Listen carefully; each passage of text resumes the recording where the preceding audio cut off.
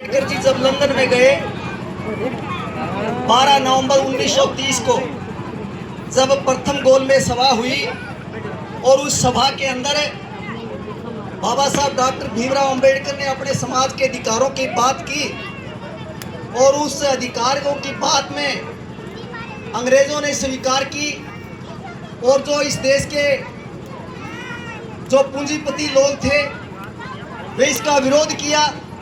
और जब बाबा साहब डॉक्टर भीमराव अंबेडकर इस देश में आए तो उन्होंने बाबा साहब को काले झंडे दिखाए। तो उनकी धर्मपत्नी जो थी वह बड़ी भयभीत थी कि भी डॉक्टर अंबेडकर के साथ में क्या होगा, साहब के साथ में क्या होगा। तो मैं अध्ययन के बारे में बताना चाहता हूँ, लगन के बारे में बताना चाहता हूँ, निष्ठा के बारे में बताना चाहता हूँ। क्या कहती है रमा बाई कि लंदन के माँ धूम मची, लंदन के माँ धूम मची।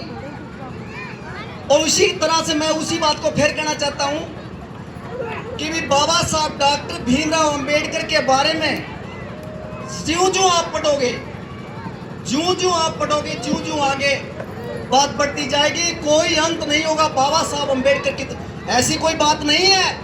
आप यूं ना सोच लियो कि बाबा साहब ने मना के, मैं वही बात कहना चाहता था, वो बात मैं कह दूंगा कि भी हमें यूं ही बाबा साहब की जयंती मना रहे हैं।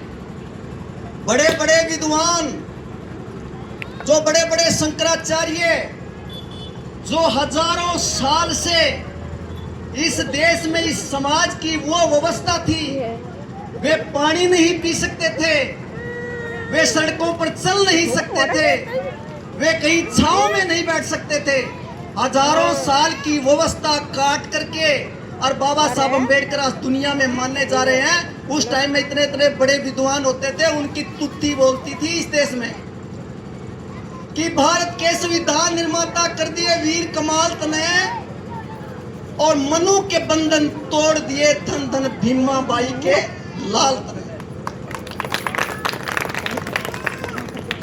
पढ़न स्कूल में गया भीम, छुआछूत की बुरी बीमारी थी, शूद्रों को अछूत समझते कुएं बावड़ी न्यारी थी।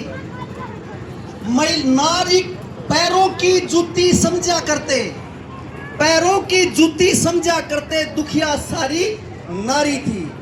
यानी कहने के लिए बहुत कुछ है, मैं ज्यादा कुछ नहीं कह। आज मैंने 2-3 प्रोग्राम ऐसी बात को नहीं, मगर कोई समाज गया, मैं मिल गया, समय 3 प्रोग्राम और है मेरे। तो इसलिए मैं कहना चाहता हूँ कि भी बाबा साहब डॉक्टर भीमराव अंबेडकर ने पढ़ो पहले। अगर बाबा साहब डॉक्टर भीमराव अंबेडकर ने पढ़ के पढ़ोगे नहीं, जब पता लगेगा उन्हें तो घनी कमेटियां बन रही है। और मैं रही स्टेचू की बात है तो मैं उसके बारे में क्लियर कर देना चाहता हूँ। एक बार मुझे महाराष्ट्र जाने का मौका मिल गया और महाराष्ट्र के अंदर ऐसी कोई गली नहीं, ऐसा कोई मोहल्ला नहीं, ऐसा कोई चौक नहीं, ऐसा कोई चौराहा नहीं, ऐसा कोई घर नहीं तो बाबा साहब डॉक्टर भीमराव अंबेडकर की फोटो नहीं लग रही हो। और मानते तो नहीं, एक एमएलए तक नहीं बना सके वे। मैं उस पॉइंट पर आना चाहता हूं। और उत्तर प्रदेश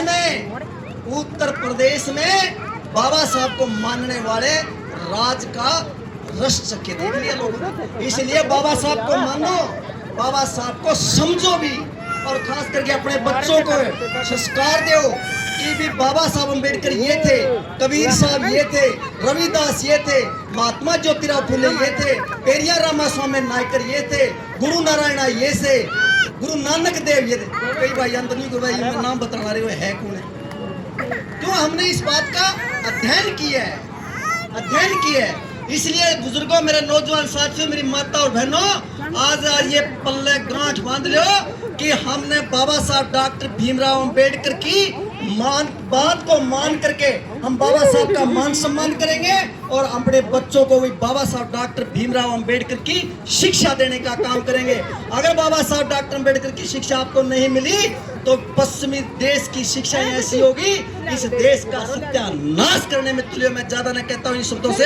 जय भीम, जय भारत।